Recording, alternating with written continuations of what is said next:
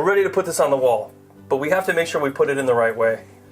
The insulation is made up with the fiberglass, and then this is called the vapor barrier, otherwise known as craft paper or craft face. Craft face insulation, the insulation fiberglass portion goes towards the wall, and then you should see the paper face when you're done.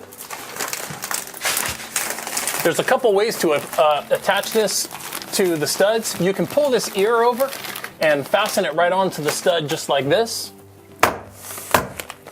Or you can put this ear on the inside and fasten it to the inside of the stud. Both are acceptable. The sheetrocker would rather you have it on the inside than the outside in case the staples don't go all the way in.